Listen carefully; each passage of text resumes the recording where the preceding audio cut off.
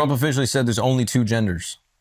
Two sexes or two genders? I think it's two genders. He said sexes and then uses gender within the text of it. Yo, here's my thing about that is like, and people are like, oh, this is transphobic. It's like, but don't the trans just want to be two genders? Yeah. So he's not saying you can't be trans. You could be a trans man or a trans woman. Yeah, once you transition, you are that. You can't be the in-between shit. Well, we're gender affirming. That's actually gender affirming. Yeah, this is very progressive. Yeah. Very That's his most progressive. progressive policy if you think about it. Yeah. This is the clip. You want to see it? Yeah. As of today, it will henceforth be the official policy of the United States government that there are only two genders, male and female. That's progressive, though. Standing up. Is progressive. Yeah, you got to stand up for something that progressive. Well, so then a trans woman could participate in sports with other... Nah, those trans women are women, Al, you fucking bigot. Yeah. So they can... Why would they not? They're women. Oh, okay. No, they can't participate in I sport. thought we was against that. Yeah. Dunking with an Adam's apple. You know what I mean? No, you can't participate in sport. But outside of that, they could be women. Oh, yeah. We're on board with that. But the sports shit, chill, right? Yeah, obviously. Yeah. Okay. I just want to make sure. I'm trying to feel y'all out. Y'all getting real cuckies around here. Tables is turning. Yo, I'm trying to think. Yeah, I don't know how you do the sports thing without also being like you're not a woman. It's just some people can't do things. Like some people got asthma. Some people can't. They really want to play sports, people with asthma. They really want to play, and they look at people playing basketball, and they're like, I'd be really good at that. The asthma saved you. Might have saved you. The asthma might have saved them. But you get what I'm saying? Like, some people just can't do shit. You can't do everything you want to do. But that's the opposite, though, because the trans women are dominating, whereas the asthma people are sucking. No, but they can't. What I'm saying is there's a rule, and you're not allowed to. That's fair. All right. And there's a rule you're not allowed to play in the NBA if you got a heart condition. Is that a rule? Yeah, remember? Didn't they have somebody that's not in the NBA? Somebody had like a heart condition. I'm with you. I think that's just AIDS. I think Gathers had died. No, and then there was like a college kid or whatever. They like James passed had a out. heart condition. He played in the NBA. Yeah, they shouldn't allow that. Well, now isn't he moving around? Is he still with the main roster? He's back in the G. He's dominating the G League for a bit. That's why they moved him down, because he had a heart condition. That's his point. Bronny was dominating the G League, but now he goes back and forth. Listen, it sucks. Snitching on James's. Yo, you know what? When there's enough trans that they have their own league, they could do that. That's the same thing as women. Like, women probably wanted to play professional sports for 100 years. They were never allowed because they weren't good enough. Not even they weren't allowed. It was like, you're just not good enough. Mm-hmm. Then eventually they started their shit. So when there's enough trans and it's interesting, then you'll have your own league. Until then, just play it as a hobby. Right? Like, I mean, like, that's what we told women for decades. Play it as a hobby. Yo, you like football? Play it as a hobby. Then we made the lingerie league. You could do that, you know? Oh, co-ed league? You do co-ed? Co-ed, if that works. Yeah. Make a trans league. You could do Boxer co-ed. Briefs league. You would kill in co-ed. I don't know, though. Son, you would kill. You. I don't know. I think you put me on a team, I wouldn't have much of a role. I wouldn't really do anything, and then you would cut me because that's what you're supposed to do when somebody's just fucking wasting your resources. Haven't they been cut enough? I don't know. What would you do with them, Al? You'd let them compete? No. Wait, how you putting that on me? I'm just saying, you were posing a question, so I just want to know your answer. Because y'all said that there's only two genders. Can they swim so if or it's not? just two genders, Can then they swim or not? It depends. What if they cut the rudder? Are they black or what? If they cut the rudder, are they allowed to compete with the women? It is funny. It is funny to take a rudder really... is that thing that comes down on a sailboat to keep it from sliding around on the top of the water. It's a dick joke. Yeah. Yo, learn to sail, bro. Come on. Nah, we good. It is funny to really care about the trans shit, though, because it's like, when have we ever cared about women's sports? I don't give a fuck. That's the thing. It's not about, and I was saying this earlier, this kind of dawned on me recently. Nah, WNBA is just getting good. I did go to a game. It was lit. But like, it's not about the trans thing specifically. It's just the most egregious It's the most egregious example of one party, or not even a whole party, but like a group of people in that party not being willing to acknowledge something absurd. Yeah.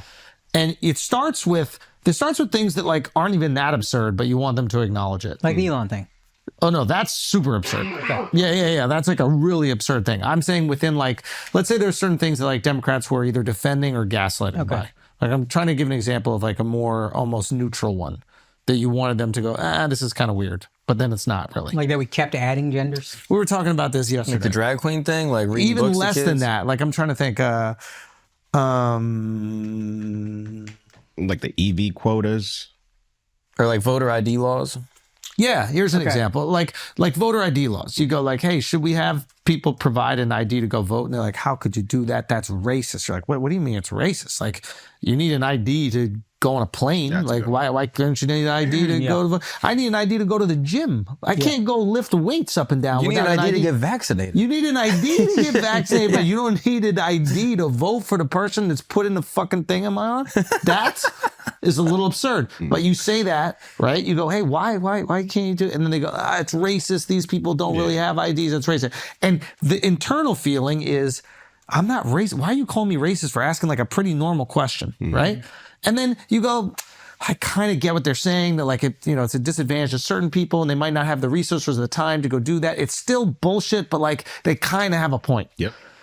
And then you keep on going up the ladder of more and more and more absurdity, right? You do like the drag queen brunch. And you're like, why are they... No, reading to kids. Drag queen brunch is live. Drag queens. drag queen brunch is kind of fire. That shit is sick as hell. The drag queens reading to the kids. You're like, why are drag queens reading to the kids? And they go, well, why can't they? These are artists. They're entertainers. It's beautiful. We bring entertainers all the time into school. Like, what's the difference between that?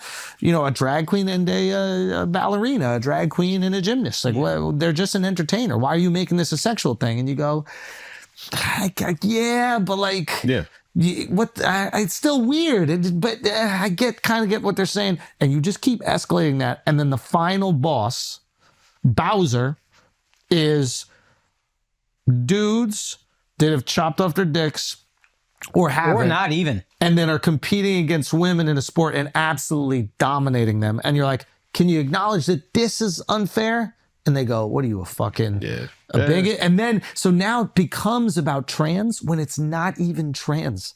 The issue isn't even about trans. It's about one party gaslighting essentially and not willing to acknowledge the absurdity. And if all the Democrats start doing is going, I see why it might make some people uncomfortable to have a drag queen come and read to the kids, especially if they're familiar with like drag culture, which is very like raunchy. If they hired Andrew Schulz to go read to the kids, I'm sure there's some parents who'd be like, I like that comedian, but like he's kind of filthy and he says some edgy stuff. Why is he reading to the kids? Does he have like a child act that he does? if you hire, who's a clean comedian? Nate Bargatze or Jim Gaffigan to read to kids, nobody's... You let your 6-year-old watch their comedy anyway. Yeah. So it's not a big deal. Right? So I think that's what it comes down to. And then, of course... getting gender reassignment surgery without telling the parents. The school being like, hey, we'll help you. You don't have to tell your parents. It's like... You have a kid that's 12 years old and be like, I need to be a what the fuck is going on? Who's raising my kid? So it feels... And it's because the trans thing is the most egregious example of them gaslighting and not being willing to acknowledge the ridiculousness. It's just the most egregious one. We just talk about it nonstop, but in reality, they're a placeholder. Most people don't really care about trans, and they might disagree with the lifestyle. That's a great take. But they probably disagree with gay marriage and these other things that they just ignore every single day. And by not acknowledging certain unfairnesses, it makes it harder for trans people. Yes. Because now you make this like a huge hinge issue that now trans people have to be like, bro, I'm just trying to feel good in my body, And they're like, well, what do you think about the athletes? You're like, bro, I don't have anything to do with that. Exactly. Yeah. And it's more of a cultural issue, political cultural issue between parties and just a social issue amongst Americans than it is actually about trans. They're just the most absurd version of it. And you have to go to the most absurd version to prove your point. Mm-hmm. And it still isn't working sometimes.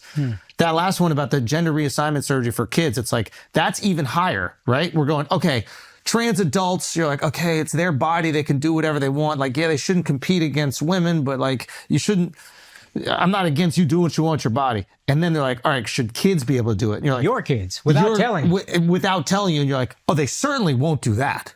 Like, they certainly won't defend a kid not telling you that he's taking hormone blockers when he needs to ask me if he can go to the museum on a school trip. Yeah. Like, he needs my signature for him to take a sex ed class in school, but not to grow tits at 14. Like you go, you certainly will push back against this. And they go, no, we have to protect these kids. You're like, okay, Trump is going to be president forever. And then after enough time, if Republicans are the dominant cultural force for a long time, the inverse will happen. Absolutely. Where the stuff is going to happen and people are like, oh, well, you got to call this crazy. Yeah. You can't just kick everyone out. Yeah. And they're like, no, I mean, no. It's going to be the opposite where the liberals made you feel racist and bigoted for any belief. And then Republicans are going to do any racist, bigoted thing. And you're going to be like, well, that's crazy. You can ignore. And they'd be like, no, it's just a Roman. It's a Roman sign. It's a salute from ancient times. The pendulum is going to swing back. You're it's going to be very interesting. Oh, it will. It will. And you're 100% right where it's like, yeah, when it comes to, it'll be like gun stuff. You know, it already has happened with gun stuff. It's like, how many fucking school shootings do we have to have before gun owners go, okay, well, maybe we gotta do something about this. And the reality is most gun owners go, yeah, we should do something. We should have more checks. We shouldn't have situations where you can buy guns at like a fucking school fair. Yeah. Or whatever it is, that thing that happens in the parking lot. Yeah. Like, so most gun owners agree with background checks. Senators and, lawmakers, they're against it because they're getting paid by NRA. And then they say it, and then we feel gaslit. We're like, oh, hold on, wait. Fuck? Yeah. You can acknowledge we got to do something different. And they're like, more guns. The teachers have guns. The students should have guns. There should be guns. There should be drone guns in the classroom. You're like, whoa, why? What's going on here? Like, how many shootings are there at the airport? There's like none. Oh, yeah. There's like 0 shootings at the airport. It's my dream to get in a fight at the airport because then it's just fair. It's like that. Like, you're not going to pull a knife out. Nada. It's just a man and a woman just going at it. Or you ran into that terrorist. But yeah, it's like, I think those are the situations that drive us crazy and really polarize people, if I'm being honest. Yeah. We talk about like the polarization all the time in politics, but like, that's where it comes from. It's just not acknowledging the absurdity. If you were around a school shooting, your kid was affected by a school shooting, and you complained and someone was like, we need more guns in schools, you'd go, oh, they're evil. They'll never change. Their answer is more gun. I'm going to be the biggest progressive left wing forever. Yeah. And then vice versa. All the people that consider themselves moderate, they call out the left for doing crazy shit. I think in the event that happens over the next 4, 8, 12 years, also have the same responsibility to call out the crazy shit that happens when it shifts too far the other way. Well, that's, I mean, that's why, I mean, I thought they were very kind to ask me if I wanted to go to the inauguration, right? And I'm sure that invitation would have been extended to all of us.